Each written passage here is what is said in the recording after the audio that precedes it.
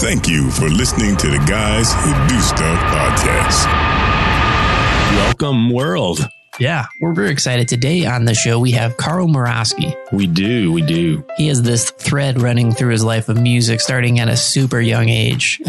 He talked a lot about the difference between just putting in the hours and being naturally gifted. Karl is definitely naturally gifted, above the norm when it comes to music stuff. Yeah, talking about, he's just like, I'm bored with music school. I was already trained every summer from the time I was 2 years old. And I think one of the cool takeaways, we'll talk about it in the middle of the show, is just knowing what you're good at. So let's get into it. Yeah. Let's hear Karl's story. Karl, bring it.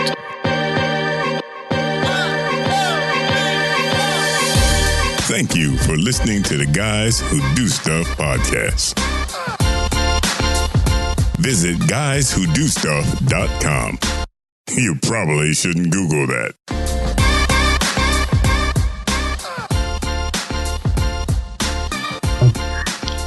All right. Well, welcome to the Guys Who Do Stuff, where we help you get unstuck, tell a better story, and have a good answer to the question, what are you doing today? I'm Joe. And I'm Josh. And today on the podcast, we've got Karl Moraski. Thank you, Karl. Here. Good to see you, Joe. Welcome Josh, to the basement. Thank you. Yeah. Impressive. Yes, isn't it? You look good down here. Yes, it's very under the well-lit lighting of my ceiling fan. Don't mind those spiders in the corner. Well, thanks so much for being on the podcast, Karl. Karl and I worked together at Hope Community Church for a long time. And Karl has I think you have a really cool story of all the stuff that you've done and places you've been. And I just kind of want to jump into it right away. Yeah. I know music has played a role in pretty much has been a thread that goes throughout a lot of your stuff. Right. A lot of the things that have happened in your life. And there's a story that Mike, who is the pastor of the church that we worked at, would tell a lot about you getting into Juilliard at NYU. Yeah, Mike just says a lot of things. I think he tells me I played with the Eagles. Yeah. Oh, yeah, I heard that story. All right. So you haven't played with the Eagles? Downer. So how did you get started in music? You was a really young age, right? Yeah, my mom tells this story. I was about 2. I was home. She was cleaning in the kitchen, and we had someone who left a piano in the house that they bought. Yeah. And they never bought the piano. And all of a sudden she hears do, do, do, do, do, do, do, do. It was Christmas time. That's We Three Kings, in case you can't tell. So she's like, there's no one else home. Yeah. And she goes in. And you were 2. Yeah. And she's like, was that you? I don't even remember. Yeah. She's like, do that again. And then I plunked it out again. So then it was like, oh my gosh. So then like a year later, they took me to a teacher. Somebody told them at a piano store that there's this teacher who works well with like 3-4-year-olds. So I went to her house and hid behind a chair, and she'd play a note, and I'd tell her what note it was. And she's like, oh my gosh. But luckily she had a lot of super talented students who were like 12, 15, 18, 22. So you had these mentors to look up to. So you kind of were on a fast track at her house for lessons. And that's, I started about 3.5 lessons. Man, I bet you don't even remember much of that. I don't think I can remember much until like kindergarten. I remember 5 and 6. Yeah, I had a concert, solo performance in Philadelphia. So that was pretty wild. And I won a competition. And I was in Catholic school then, 1st and 2nd grade. And the nuns let the kids listen to it. It was on radio. So I was like a celebrity, nerdy celebrity. You're the most popular kid. Were you known as Catholic Karl? That's good. So were you in Philadelphia? Was that a thing you traveled Scranton, to? Yeah, Scranton's in like 90 minutes. Scranton. Yeah, home of the office. Home of the office. Was it like that? Is Scranton like that? They will never admit it. They will never admit it. No one there likes the show. Oh, really? Yeah. I don't recall it presenting. I've watched The Office like 5 times through. I don't recall it presenting Scranton in a bad light. If you're from there, there's little things like, and all those places are real that they shoot, like the Chili's. The Steamtown Mall. Oh, yeah. Yeah. All that stuff is real. And you'd have to be from there to get some of it. And have left to appreciate it. So there was a great exchange on social media because there's an episode of The Office where the character played by Jenna Fishman, I think is her real life name.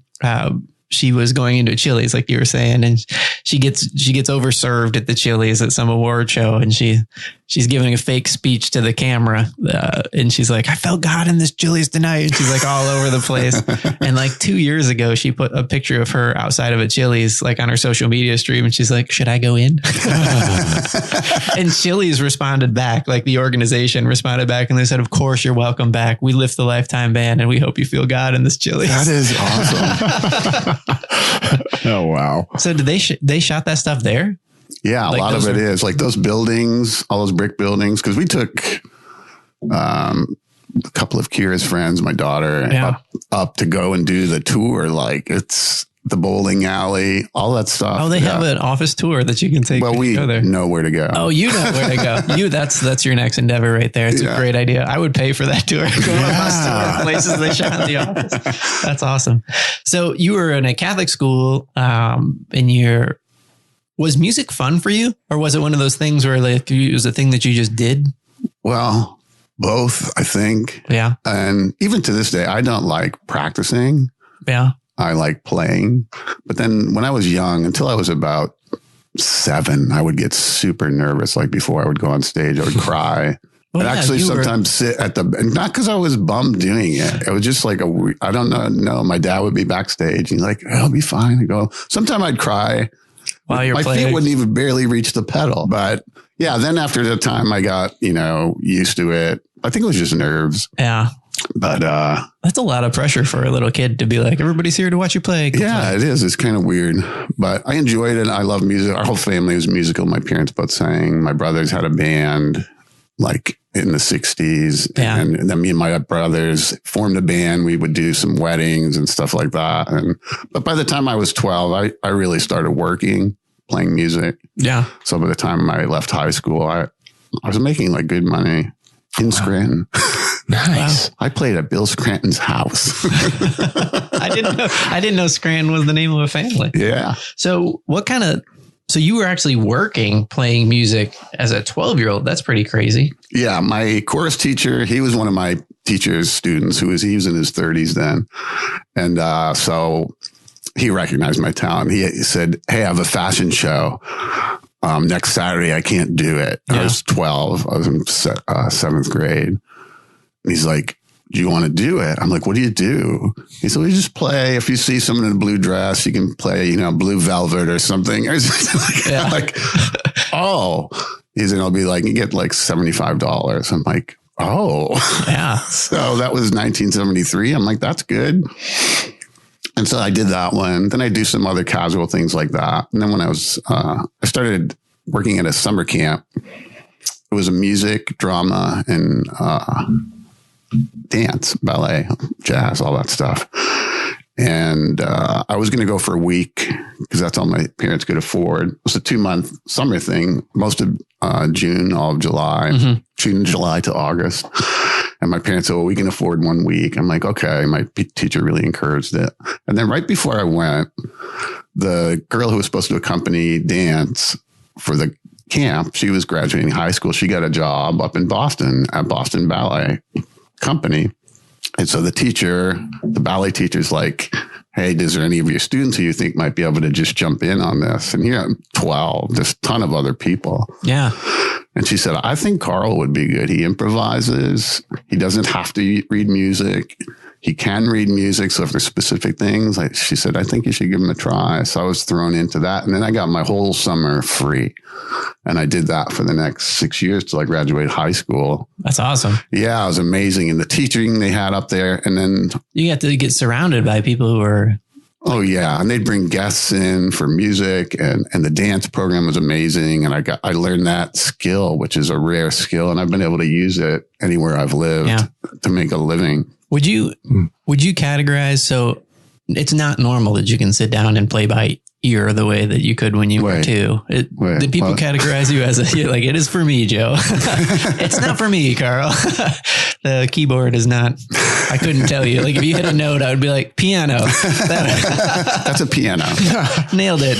But you know what the cool thing was? Like at my teacher's house, there were 3 other people at the time I knew of that did that. So I assumed it was normal. Right. So it wasn't that. I knew everybody couldn't do that, but I thought they just can't do that. But I didn't think that it was not normal. Yeah. But I realized later on that it's not really that normal. So moving on after high school, Right. you got all this background and experience in music. And I think it's something that I think a lot of us, we have something that we're just kind of at a bare minimum gifted in a certain way. Mm-hmm. So to know as early as you did, we were talking before the podcast started about like the pressure that we put on kids nowadays to choose their major when they're 7, and that they're taking the right classes in middle school and high school. And we were joking, like, who knew what they wanted to do when they were 18? Well, we all might have known, but none of us were right. Like if you think back to 18-year-old self. Right. And, but you kind of had this,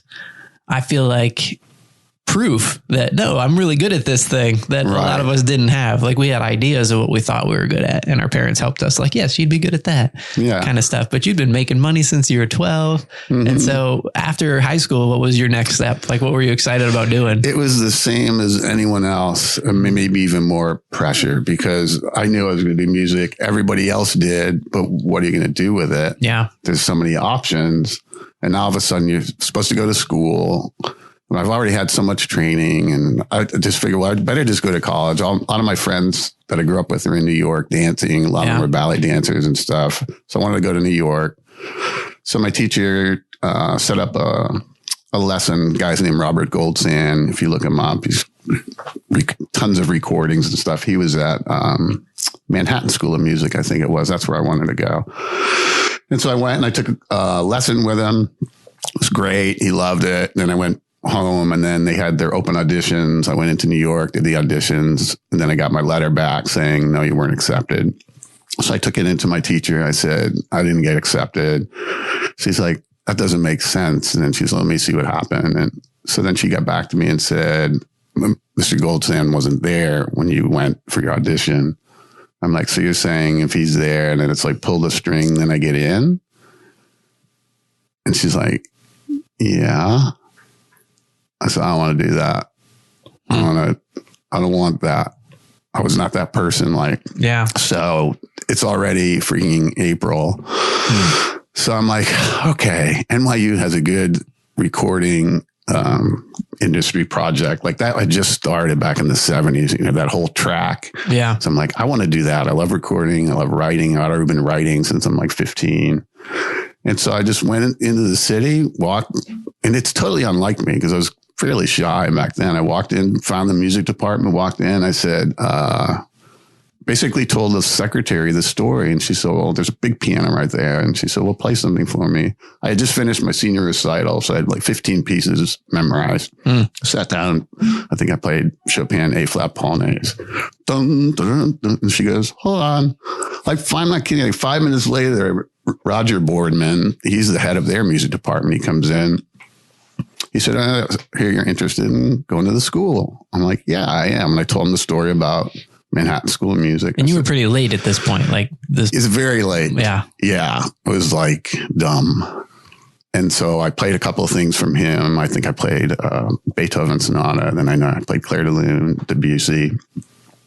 And he said, okay, well, get back to you. Next week, I got a letter, full scholarship, everything. So I'm like, yes, that's what I want. Yeah. I want to do it. I don't want somebody to say, hey, wink, wink. Yeah, you can come. I feel like you earned that. Yeah. So I studied there for a year, and then I was just passing everything. Like I said, I had so much training, and I talked to the one professor. I made jazz band, which you don't do as a freshman at NYU, but I was in the jazz band. This guy, Dr. Ferrara, he's like, man, you're really good. I said, I want to get in that program. I said, I'm wasting my time spending these 2 years doing all these basics. He said, let me see. And he said, no, you have to do it. It's private school. They won't let you just pass out of those classes to get to the recording technology. I said, well, I'm going to quit. My parents were so upset. So I spent the next year, I studied privately with the head music guy. It cost me a fortune. I would go every other week with him for one more year because he really finished out my training. It felt like it was the last thing I needed. And so I just did that. I worked in a store for a while. I played some odd music gigs in New York. And then at the end of that next summer, a buddy of mine who had been out in LA dancing, was back in Philly. He came into the city. He goes, hey, there's the company I was in LA, Los Angeles Ballet. It's coming through town. They're dancing. The director's there. Do you want to move out there with me? I think they're looking for somebody. I'm like, really? So I met the guy just in the city in a restaurant bar, John Clifford. And he's like, well, I'll take it on Ricky's word that you're good enough. We're opening a school and we have the company. So there'll be a full-time job. You can start in August. And that was crazy. I'm like, awesome. So then I tell my parents I'm moving to LA. What? So you were done with school, or were you going to go back after the personal training? That was it. I had my training all those summers. So for somebody who would have your level of just natural talent, was school boring for you? I liked my academics more than the music. I took English, of course, and expository writing. I took psychology because I was interested in that. Yeah. But yeah, I liked the academics. But I'd already had all the music. So I didn't. So it was nice when I was in LA. And then the first year, it was like, well, can you perform? We've been using some. And I'm like, yeah. And I played them. So I started working with the orchestra out there. And so at 20, I couldn't even buy beer. Like, I was so bummed because I was in New York. It was 18 then. Yeah. So I go into the liquor store and try to buy some beer when I first got there. And they're like, oh, can I see your ID? And I'm like, yeah. He goes, oh, you're only 20. I'm like, you're kidding me. I moved here. I didn't know that. There's had to be some kind of special exception.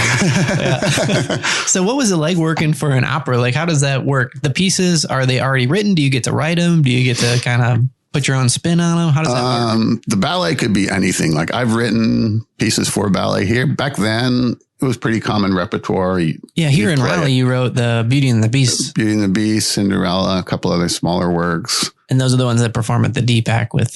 DPAC and Duke Energy Center. So, but back then, I'd play company class. We'd do some rehearsals. I played at the school, and then you'd learn pieces for performance with orchestra or solo piano. So they were set pieces, but for class, lots of improvising. And I love that. Yeah. But from that, I learned to improvise so well that people realize you're not just improvising, you're actually composing. So that's how, when I was here, they asked me, hey, would you consider writing Cinderella? That was the first big one I did here. Yeah.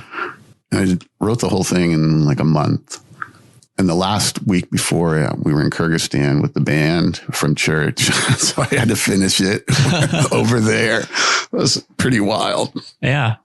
So you kind of got your early start with ballet and working with orchestra and stuff. And then, but when I first got to know you, it was from Hope Community Church, where you were the worship director, and you're doing some really awesome, like 80s classic rock kind of stuff all the time. Like, have you always been like a fan of every genre? Do you have certain genres that you like, certain genres that you don't like? You're just a fan of music? I'm just a fan of music. And I've told people, like, if you want to do music, you better be able to play all kinds and be comfortable with it. It'll be hard to make a living, number one, unless you're really some niche that you get in. Even ballet, though, but you have to play Gershwin. You have to play other stuff. You can't just play classical. But I love all kinds of music, and I always have. And I guess we did the Olympics in Los Angeles, got to play at that. And there was that was my biggest gig ever, like 25,000 people outside. I have a poster of it. I looked the size of a pinhead. I could see me on this little stage, a sea of people. And that was a trip. But then the company folded. And that was opening or closing ceremony? Is that what they had a arts festival. Oh, okay. Before the Olympics started. And that was, so it was 84-ish, something like that? Yeah, 84. Yeah. So it was a couple from the company. We did Gershwin, 3 preludes. So it's a solo piano. And just these 2 dancers on the stage and just sea of people. So solo piano in front of 25,000 people. Yeah. Then I would have been 24 only. Did you have the same kind of nerves you had when you were 7? No, you kind of got over that? Yeah. It was just such a trip.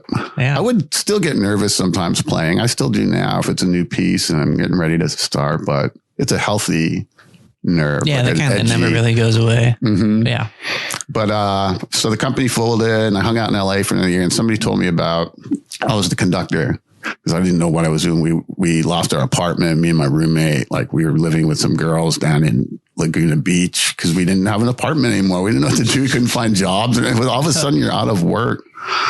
And he said, well, there's this Princess Cruises is having auditions. He said, would you be interested? I said, I just want a job. I don't care. When is it and where is it? So I showed up, did that audition. It was like the end of the day. Mine was like 4:30. They'd been going since 10, I think. Yeah. And I heard the guy before me. I'm like, dang. Like, if it takes something to impress me, I'm like, that guy was really good. Like, so this sucks. So I go in and I play and I get a call. They That's said, hey. funny. You're like, I just did like a 25,000 person, whatever, but now I can't get on a cruise ship. Carnival Cruise, Princess Cruise, he was good. So I get a call and then they said, there's a fill-in gig, 6 weeks, Acapulco, Panama Canal. Yeah. I'm like, cool. That sounds like an adventure. Yeah. And I'm like, wait, I get food and money and board. So I had to go buy white shoes somewhere. They said, you need white shoes. I went to a thrift store and bought white shoes. I didn't have any money. So I did that and then I liked it. Then I did an Alaska gig. And I met some guys. I met a bass player. He was with another band. He said, hey, we have a recording group. We do studio work in Vancouver. I'm like, wait, what I wanted to do in college, you do that for a living? So he said, yeah. And then he said, I'll do hotel gigs or these odd ship gigs. And he goes, you should consider moving up. So I met his partner, who we're all still great friends now, and Rick Livingstone. And we got along and he did this crazy thing because I told him about the pitch thing and he would tune down on the keyboard slightly off pitch. I said, that's a D, but it's a little low. And he's like, okay. So I moved up there a few months later. And I know that name. Where do I know that name from? He came. He played with Eddie Money. Yeah, he came. Okay. I brought him out to do some stuff with me just for fun. Yeah. And so that was in Vancouver, British Columbia. And that was like rock and roll days, hanging out with the guys from Loverboy and all that stuff. Like they were all friends. It was a very small community. And I was like, now I'm doing what I want to do. So we did that for a couple of years. We released a couple of singles. And one did pretty well, right? Yeah. One did well. I was thinking the other day, I was leading up to coming here today. I'm like, I remember the first time in the store when some girl came in, she goes, are you in Montana? I'm like, yeah. What was the name of the single that did well? Just a Minute. What was it like did you have that kind of moment where you heard your song on the radio for the first time? The first time in the house and the first time in the car. And then that moment in the store. I'm like, this is just a supermarket. Like, this is weird. Is it really tempting to just like get everybody's attention? Be like, that's my band, everybody. Stop what you're doing. Listen. I remember I was in the bathroom the first time I heard it, like showering. I used to have music on and it came on. I'm like, wow, this is strange. So, but we had a lot of fun. And again, they're lifelong friends. The four of us lived together. We wrote together. It was a guitar player, the bass player, Rick, and myself. And we would go in the studio at night for free because, they had connections and we would just do that. And then we'd play hotel gigs again or go out for a couple of weeks on the ship. Yeah. And then one of those, that's where I met my wife. Oh, you met your wife on a cruise ship? Mm-hmm. Nice. Oh, that's romantic. Yeah. Should you guys do cruises for anniversaries and everything? We're planning one. We were trying to do our 25th, but our 30th this year. And we wanted to go back to Alaska because she was on there. And I went out to do a month and I met her the first night on board.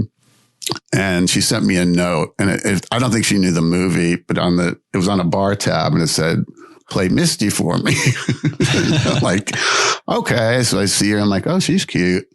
And those ship romances, they never lasted. But I met her that night. Kind of like summer camp. Yeah. Hung out in the crew bar and then we started dating. And then when I got off, we stayed in touch. And then a lot of people from the ships would come over. We were close in Vancouver with the turnaround port. Mm-hmm. So they'd come over our house and party and I got to know her. And when she got off, she moved back to England. Then she moved to Vancouver with a friend. And, one thing led to another. I never dated anyone else after that.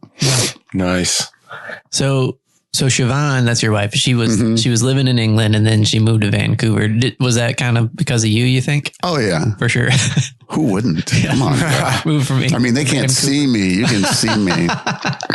But yeah, earlier, I mean, we knew we were in love, and even at that young age, it was. Yeah. How old are you at the time? I would have been about 26, maybe. I think. Yeah. You lived a lot of life by the time you were 26. Yeah. Been a lot of places. True. I'm going on a princess cruise this summer. Are you? Yeah. Oh, that's awesome. It's our 20th anniversary, and we're doing like the cruise around like Scotland and stuff. We've never been to Europe or anything. So it's funny when you said princess. I was like, that's the one I'm going That's on. awesome. Yeah. Very cool. So earlier you were talking about, you were saying about being a professional in the music industry. Just, you were saying something along the lines of, you just got to learn to love and play all kinds of music. Yeah. And I think this is something that I've learned in what I'm doing now. And I get to work with like creative professionals.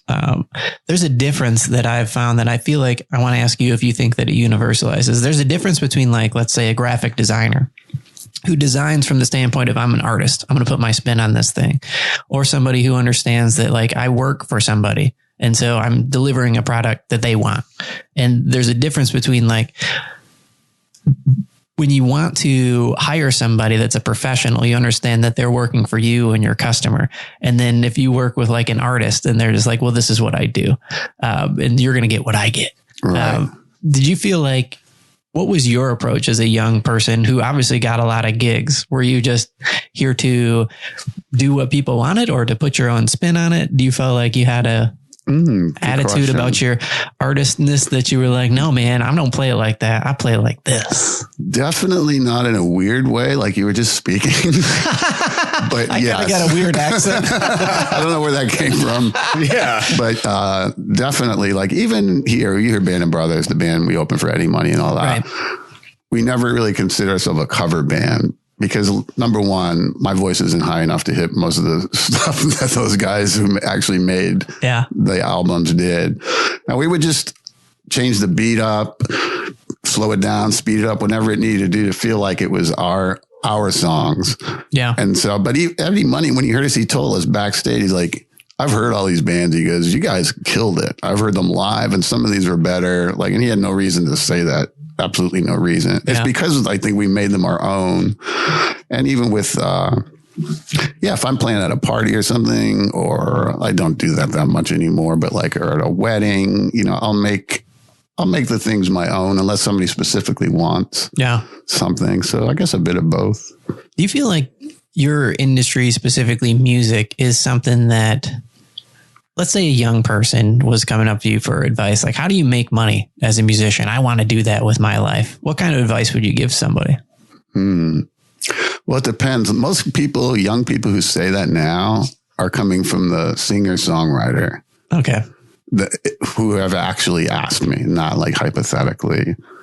And I'll listen to their stuff. And if I think there's something here, I'm like, you should go for it.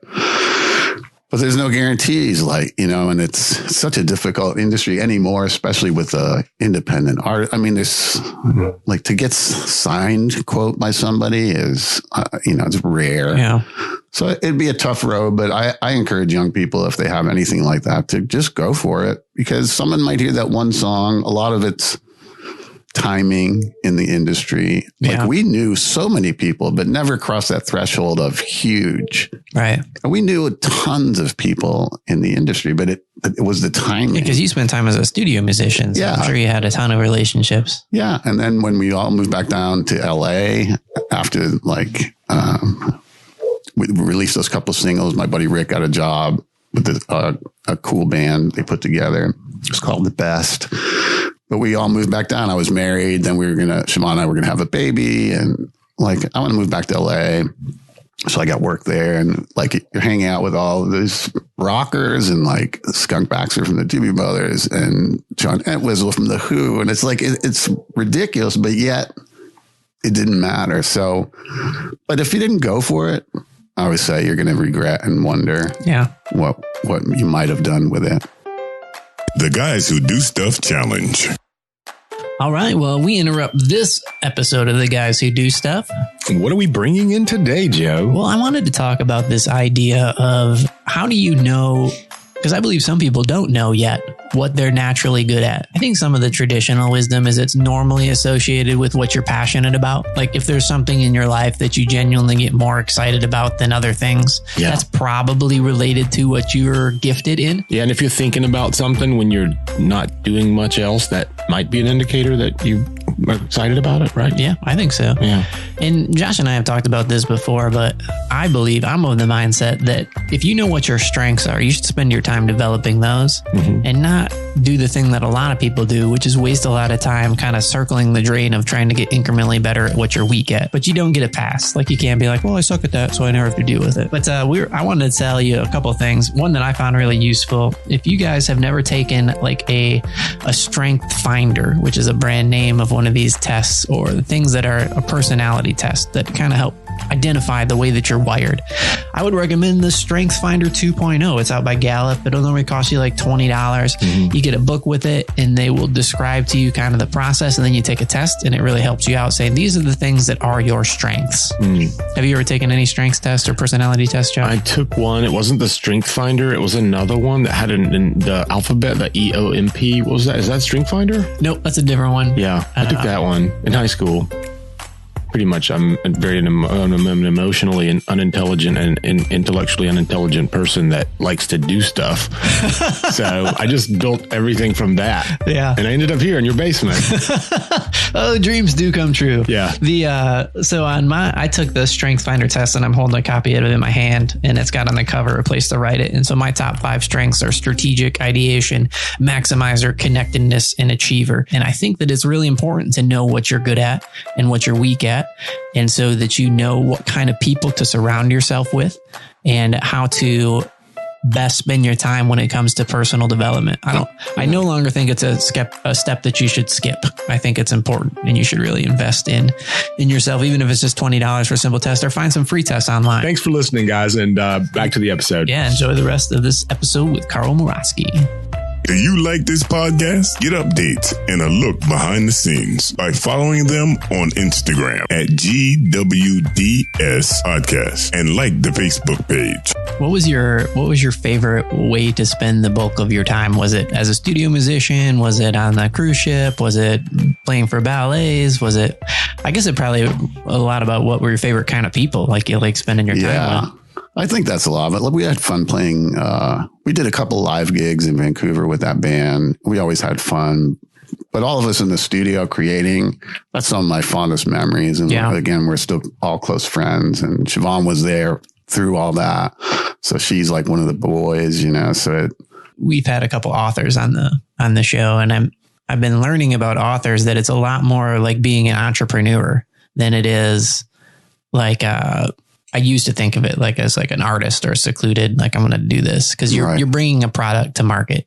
And you were talking about how songwriting is kind of your favorite part. Did you ever think of yourself as like, as a songwriter, as an entrepreneur, just kind of making it on your own? That was one of my like personal downfalls, if you want to say it. It's just my personality is not to sell myself. I just was never good at that. So like when I said earlier, the fact that I went down to NYU and walked in there and did that's totally not me. Yeah. I was just so annoyed at the other thing that I'm like, I have to do this. But I probably could have done a lot more, even in New York before I left there and moved to LA, had I been a more assertive type of personality. So any of the stuff we did in Vancouver, the other guys were the kind of business. They were pushing the songs. They were getting the jingles. They were doing the stuff. And I was writing. Did you ever write jingles? Mm-hmm. Yeah. I wrote a couple here. Oh, did you? I did one for, what the heck was it? It's now Highway 55, but it used to be that. The auto place? No, the burger place. Yeah. It used to be something else. I did Andy's, one for them. Did it used to be Andy's? Yeah. Yeah. Andy's Burger. I can't remember that. But then it was the other, not Lennar Homes, but it was K&B? No, I can't think of it, but I did a takeoff on Home on the Range. Okay. With different lyrics, and it's making you right at home. That's the last line. Oh, give me a home. And then the Rich Styles, you remember him? No, I don't know. Oh, he was one of the guys with the big hands. He was a greeter. Oh, okay. He moved down. He was a golf guy. Okay. Yeah. So he got me those gigs. And then I did Rudino's. I was retarded. I used my accordion on it. But yeah, you play accordion. That's not a very common instrument. No. Is that because it's so difficult, you think? No, it was one of those like my dad played it. The uncles, they'd all come over on a Sunday afternoon when I was little. Again, my mom, that's another thing my mom said. She'd look over and you're there at 2 tapping your foot in time with the music, like sitting on a chair, and they're all playing. And then 2 of my brothers played accordion. And so when my dad went out to California one time on business, his sister lived there and she had this tiny little red accordion and he brought it back for me. I'm like, oh, that's cool. I could use this because the other ones are big. I could never have used them. Oh, yeah. But that's the one I actually used playing for Pavarotti. I never bought a big one. I could barely get my hands in the straps. You played accordion for Pavarotti? That's right. We don't know that. Yes, I did. Somebody here knew that I played from the symphony and they're like, hey, we need accordion. And that was a cool gig. That was PNC Arena. But the only thing I played, and it was not a minstrel song or something like that, like a class street song, an Italian street song. And it was only accordion and it was only about a minute. And it's in the middle of the show and you stand up and you're mic'd. And it's just like that thing in LA. It's PNC Arena. All of a sudden this little thing's filling the entire room. But can I tell you a funny story? Yeah. So we're at rehearsal and I said, I have this one piece. I'm waiting and like to get to it. And it's Pavarotti and he's there. He's hunched on his thing and, the orchestra rehearsal started off, they'd have the oboe plays the tuning note. So he looks over at the guy and I know him. He was a young guy then. And he's like, we do A441. He said, yeah, I have my tuning set to it. He said, no. He goes, he would signal to his throat. This is much better. Like he knew he was telling me he's out of key. I'm like, oh, this guy's ego is he's better than an electronic tuner. So we get to my part. I'm like, cool. I stand up. I do my thing, put it down. And I look around and I'm like, then they continue to move on. I put my accordion in a little case. I get up. I'm going to just sneak out. Hold on. I'm like, oh my gosh. And I turn around. You can see all the orchestra goes, and my back's to them now. And these guys are just beaming, the old symphony guys. And I turn around. What are you doing? I said, well, I'm done. Since you didn't correct it or anything, I figure it's fine. I don't play anything else. Unbelievable. Then he called for a break and I had to go and talk to the conductor and everything. He'll be fine. You can go. Like he said, he just has to do that. Like, oh, he wanted you to stay in. Yeah, because he thought I'd be thrilled listening to him all day. I'm like, well, here you're at the show. I'm good with that. Rehearsal. That's funny. That was pretty funny. Oh, so tell us a little bit about your family life. Well, let's see. Yeah, we had our first son in California in 1990. And then we had our daughter, Kira. You've met her. And that was 20 months later or something. She was born in 91. What's she up to nowadays? She's killing it down in Atlanta. Yeah, she just took a new job. We just had our first grandchild. And during maternity leave, somebody contacted her and like, hey, there's this new position at HIG Hotel or HGI International Group, whatever they have Holiday Inns and Crown Plaza. And so she said, I'm interested. And because she had a good job at Edelman. She did a short internship where we worked together and she was really sharp. I remember now. Oh, yeah, she really is. And so anyway, she was doing well at her other job, but she said she was ready for a change. She went through like 7 interviews and they hired her as social media specialist for the Americas. For the Americas. Yeah, and there's one other person who's Europe. So like she just went to Amsterdam. For one America isn't enough. Yeah. So she's doing great. And That's the baby's super cute. So it was hotels. So like hotel chains and she does their social media. Yeah. That's awesome. So it is pretty cool. And then we live in LA. She's not the only one. I imagine she works with a team. Yeah. Yeah. Yeah. I haven't actually talked to her too much about it. She just started like 2 weeks ago. Oh, fun. So, and then kind of the music scene was getting old in LA. We were there and I'm like, I told Siobhan, we should probably move. It's silly to live here if I'm not doing that stuff. And I knew a guy who had a big ballet company in Miami City Ballet. And I contacted him and I said, hey, I know you don't have anybody. They've been there for several years, but they didn't have a pianist, which was very strange. And I had a mutual friend, the guy I moved to New York with, his brother, and he had worked with him in New York. Now he was the director down there. And, he said, well, okay, we're coming on tour to Los Angeles. Maybe we can get together while we're out there. You can play class. We're performing at UCLA. I'm like, wow, perfect. Well, perfect until the LA riots happened and they arrived there and the city's on fire. I've got home video footage, but they were staying in Bel Air. There's this cool hotel by UCLA and it's got up one of those bars on the top and they had a piano bar. And I'm like, I called them up. I'm like, hey, Edward, I said, I'm willing to drive through the fires and everything. Like, I don't care. I said, this is too good an opportunity to pass up. I said, I can meet you in the hotel bar on top of the Holiday Inn. He's like, cool. So I sat there at the piano and he's here and the other choreographer and they'd give little steps and I'd play the music and they're like, great. Like that was basically my audition. You auditioned in a spinning restaurant while the city was burning around. Yes. Classic. So visual. So anyway, I got that gig, but wasn't able to move till like a year later. And so then we moved down there and then we had Barrick, we call him Bear, and then we had Lorcan down there. And then we moved here and we got a job offer to work with Carolina Ballet through a mutual friend. And that's when we had Teague here a year later. And so, yeah, it's been quite the ride. And he just graduated high school? He just graduated high school. That's so awesome. now, yeah, we're like, now what do we do? Oh, you're empty nesters. Yeah. Oh. So what are your thoughts right now as far as... I don't know. It's like, my job at the church changed 3 years ago. So I've been trying to do more stuff in music since I'm not doing that at church now. And so I started working with Carey Conservatory. They have a pre-professional ballet program, which they approached me and said, hey, we'd love to get you at least in a few days a week. The kids never have live music. They don't know what it's like. So that's been awesome. This is my second year doing that. Yeah. That's like 3 mornings. And just to see the growth, one of the girls who was in the program, she just got hired by Miami City Ballet and their corps de ballet. So it's like, wow, you're going back to where I came from. So yeah, it's a cool little program they've got going. But have you ever thought about teaching? You never mentioned it.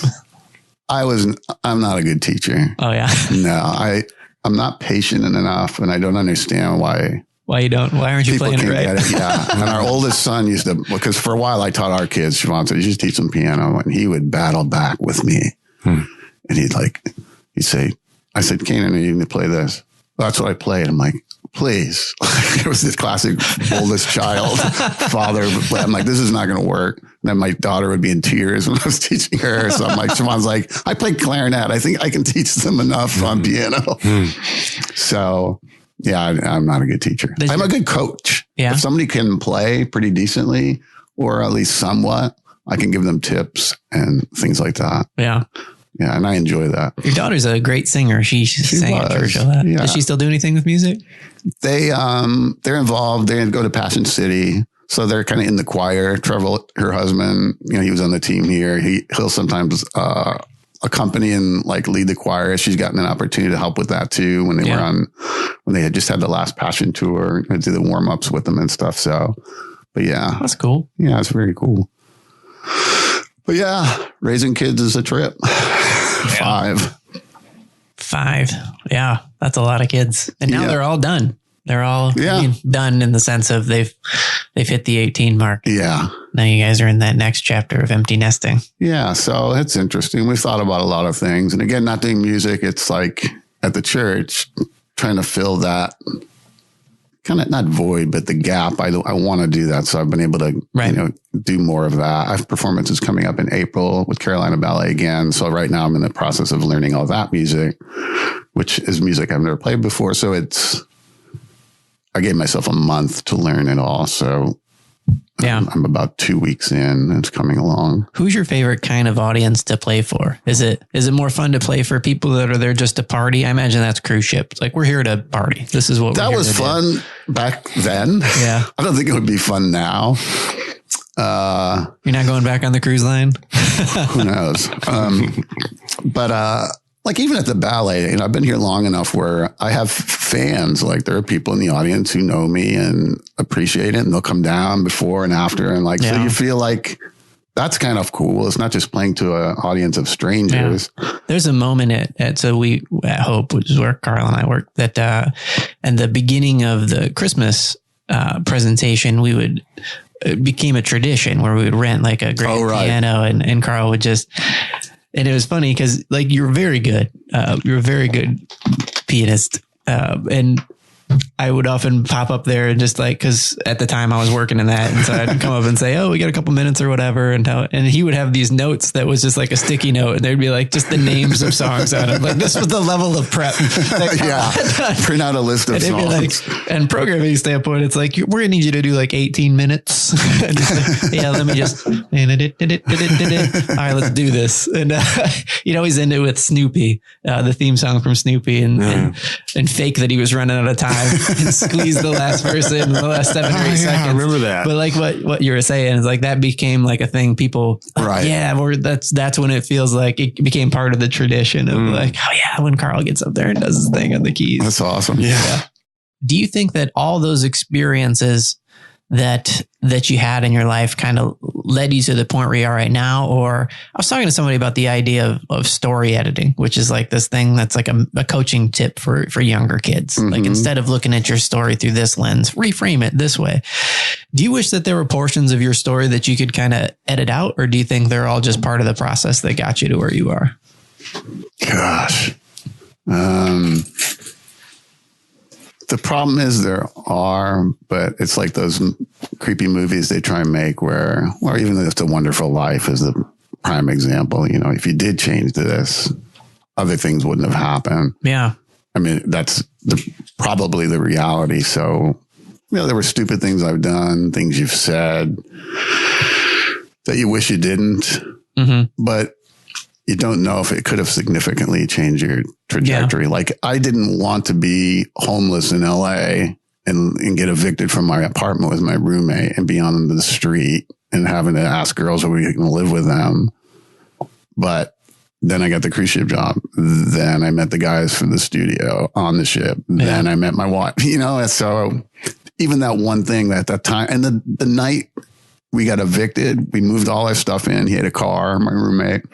Well, you loaded everything up. So in the morning, we just leave. We go out and the window's busted. And it was right in Hollywood. We stole all our stuff. So it's like, now we literally have nothing. But I don't have anything to carry around or store anywhere. So like that whole thing was like, this is horrible. But within a couple of weeks, everything turned around. And I remember I went home on the way back from Panama Canal and all that. My younger brother saw me. He goes, man, you look different. I said, what do you mean? He goes, you look happy. Because the last year in LA was just difficult. You know, you were no money, scrimping to get by, and barely had any. I had broken my wrist in 1985, jumping over a wall, being crazy like on the 4th of July. And so it's just not a good year. So did I wish I didn't have all that? Yeah, but. Yeah, sometimes it feels like that. The lows are almost the necessary thing that get us moving to the next chapter. Yeah. And because I've often wondered if you cut that part out, like you were saying, would it change the good stuff? Yeah. And it probably would. And I think that in hindsight, looking back, especially when you got a separator of time, you can kind of be more appreciative of the tough spots that you got put in. Yeah. I wouldn't say you treasure them. We were talking to a guy on the show that was talking about how it's those moments that like he tries to put himself in those situations. Because that's when you find out who you really are. Right. Is when you put yourself or when you are put in a very challenging situation. Then you find out kind of really what you're made of. Yeah, that's true. Yeah. Well, if you could, what kind of lessons do you feel you wish you would have learned sooner in life? I think the one thing I wish I had been, again, more assertive with and confident in my own gifts and talents. It wasn't until I remember when it was so strange. It was when we moved here. I'd been in Miami 6 years performing with the orchestra there. And then I got hired by Boca Raton, the Boca Pops. They heard me because we subcontracted. I started working with them. So everybody was always like, man, it's awesome. But I still never felt like I was the guy, because I think I was so young when I did it in LA when I was 20, playing with these monsters, musicians, you know, and they're like, man, you're good. And I'm like, yeah, I was just saying that. But we moved. Do you think people treated you differently because you were young? Like, did you think I thought that they were grading you on a scale because of your age? I thought that. Yeah. Maybe not overtly, but I think I did think that. But there was one piece in It's It's a ballet called Rubies, and it's a Stravinsky piece, and it's super hard. It's the hardest thing I'd ever learned. And we did that. We performed it down there. I barely made it through the rehearsal. Like the first time it's that difficult, and it's like crazy timing. And anyway, we finished the program, and then we were going to go to Scotland on tour, and they said, we're doing that. And the conductor even told me, he goes, I need it better than that if you're going to represent us there. And I said, well, I'll work on it. Now I've performed it. Now I can get it. Yeah. So he sat in the ballet studio with me. He's an Asian guy. He's awesome. He's dead now. It's just sad. But he conducted me, and no other orchestra. So I had to watch him and play this thing for you. He goes, okay. So I performed that there. And then we performed it countless times down in Miami. So I moved here. What's first on the program? This ballet Rubies. Yeah. So they'd had their share of flying people in for soloists, and they tried local people. No one they were really happy with, didn't understand the dance vocabulary. So I came in, and it was North Carolina Symphony. At that point, we weren't using subcontract. And I sit down. Well, I played the crap out of it. I felt like I was leading the orchestra, and all these guys were coming up to me, and they're like, man, that was awesome. Well, now I'm a little older. Right. That was 99. So it would have been 38. I went home. I told Siobhan, I'm like, that was the day I felt like confident in my talents. Well, it was until I was 38 though. Until you were 38. Yeah. So very strange. Yeah. What do you think the difference is between, because I've often wondered this, because I wouldn't say I'm the most confident guy, and I'm about 38. This is your year. This is your day. Yeah. This is your day. I did it. No, I'm not quite 38 yet, but soon, May.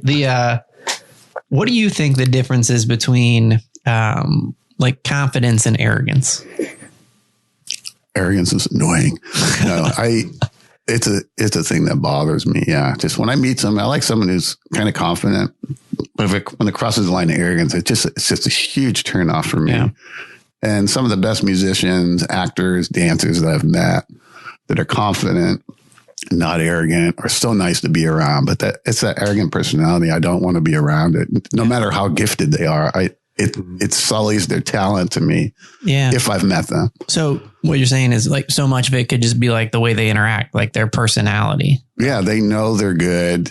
I guess that's confidence too, though. But it's almost like they know they're better than. Could be arrogance. Yeah. And sometimes they're not as good as other people, and they're arrogant thinking they are. So I don't know. There's a lot maybe that plays into it. Yeah. Mm-hmm. Yeah. I don't know the difference either, but you can tell. It's one of those things. Like you can tell when somebody just knows. Like Pavarotti. Yeah. Perfect example. Yes, he was super talented, but did he really need to try and belittle me because he was bummed that I didn't want to listen to him sing? Well, you were telling that story. I'm rewatching Frasier. I viewed Pavarotti as Frasier Crane's character, just kind of pompous. Well, that's cool, man. What other, do you feel like there's any do you feel like there's any kind of weapons of choice as somebody that spent so much of their life in music, or things that you've done that are like these disciplines or these practices have really helped me? And if you're really serious about it, you should do these things. Most people would say practice, but you said you don't really like even now getting ready for this program, I have to force myself to sit down and do it, but I know I have to, or I won't learn it. I mean, it's logical, but once I start getting it, then now I'm almost like I'm playing some of the pieces. So I feel like excited about doing the show, but you have to practice. Mm-hmm. But when it's a complicated piece like that, do you end up memorizing it, or are you still reading the sheet music? Or well, I told Siobhan, like this one piece, one part of it, and it's only about 3.5 or 4 minutes long. It's so fast, and like they can't see, but it goes like it's like that. So you can't read it. Yeah. So you have to learn it slow and then speed it up, and then it's muscle memory. I mean, it has to be muscle memory. You're using the music as a guide at that point. But do you find that you're able to recall like the majority of stuff that you've learned, or is it just it will come back fast? Yeah. Yeah. If I go to it, there's a handful that I can sit down and just play. Yeah. Like several of the ones that I did at NYU, like I can still sit down and play those. Because they're just so ingrained because you did it so much. Through the years. Yeah. Yeah.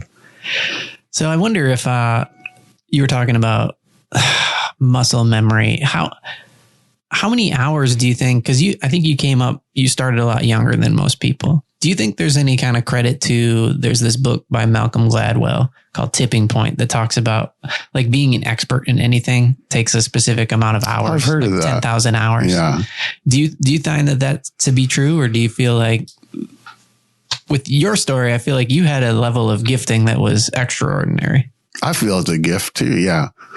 But that's another thing too. Like I believe people are actually gifted. I believe it's a gift from God, where some people just believe, like Frank Sinatra, I did it my way. You know, it's like, so unless you have the gift, I don't think it matters how many million hours you did it.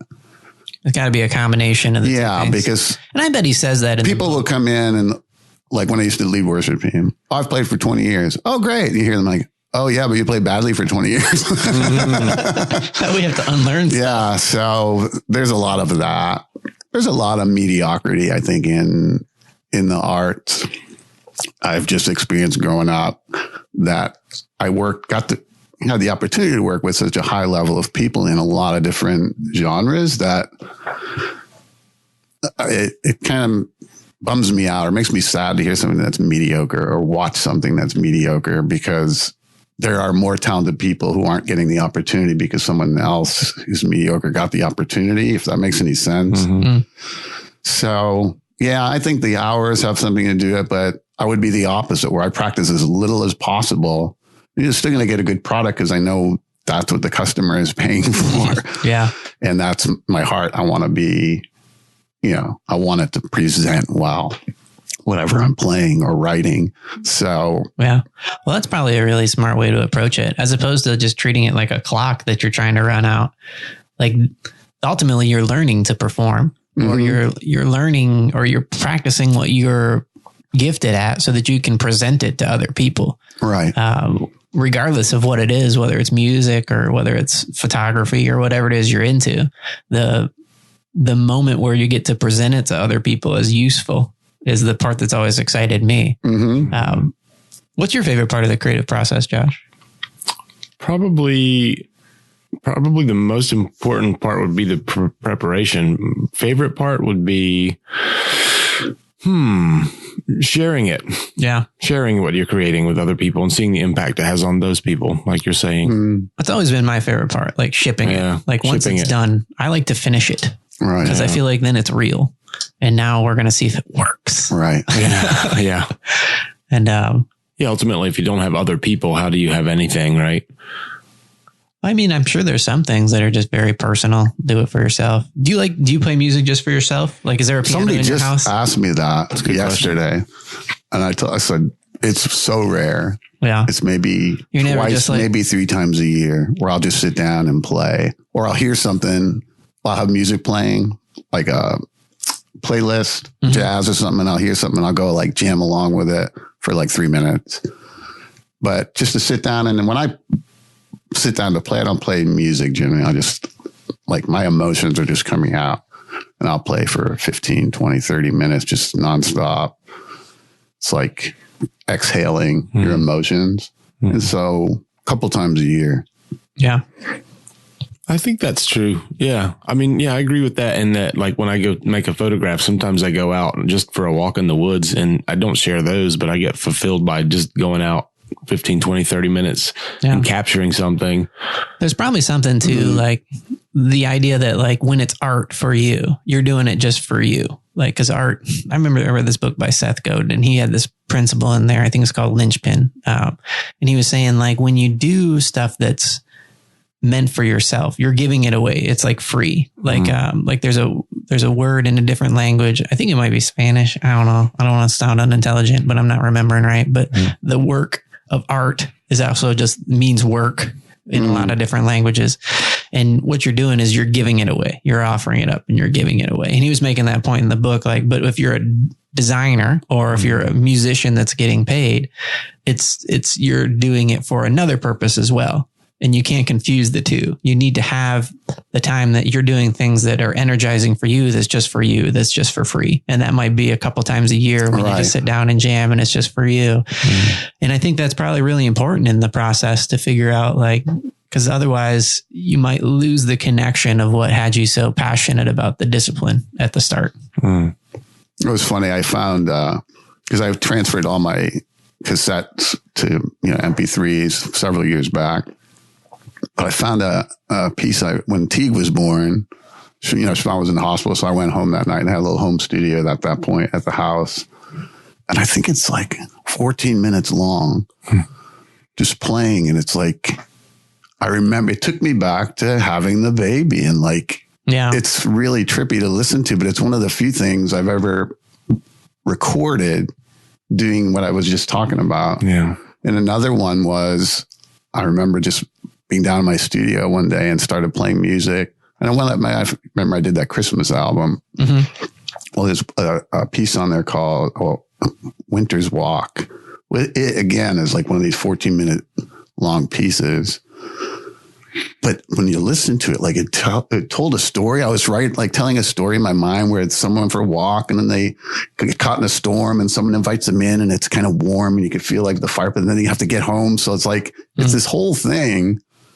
And then I put it on there, but it was just a jam, really is what it was. Or just sitting down and letting emotions out. Yeah. But when I listen back, I'm like, wow, that's like a piece of music, which is rare that you would just sit and do something that long that actually works on its own. So, yeah, that's cool.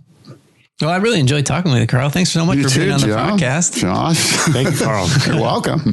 Yeah, it's been cool. This is Karl Moraski. Hey, is there anything that if anybody wanted to find out more information or the upcoming shows you got coming up at the ballet, where would they find that info? CarolinaBallet.com. CarolinaBallet.com. Yeah. And the show that you're working on right now will be out It's in April. I think it's the second week. It's called Monet Impressions. The choreographer is fantastic. It's a redo, but we never did it live. She choreographed this several years ago, but she's choreographed a ton. She did Footloose. She's that good. Oh, cool. And it's based on a couple of Monet's paintings. Oh, that's nice. Oh, wow. Yeah. Awesome. We'll check that out. We'll put a link in the show notes. For sure. All right. Thanks, everybody. All right. You guys have a great Signing day. off. Signing off. Okay. Thank you, Karl. You're welcome. Thank you for listening to the Guys Who Do Stuff podcast. Well, thank you guys very much for tuning into this episode of Guys Who Do Stuff. Gracias. Yeah, just let me say, I really appreciate, we've been doing this for a couple months now. I really appreciate people listening to the podcast. I know that I really enjoy getting to talk to what I believe are some of the most interesting people in the triangle. You know what? Everybody has a story, and some people like to share that story. Mm-hmm. And we like to be part of that sharing, don't we, Joe? Yes. That sounded very Bob Ross. Don't we? I'll just paint a nice little happy tree here. It's called Karl. Well, Karl. And a reminder to you guys listening, if you would like to ask us a question that we can talk about on the podcast, you can go to guyswhodostuff.com and press the button there on the sidebar and record a question that we might play back on the air. Get your press on. Get your press on. Adios, amigos.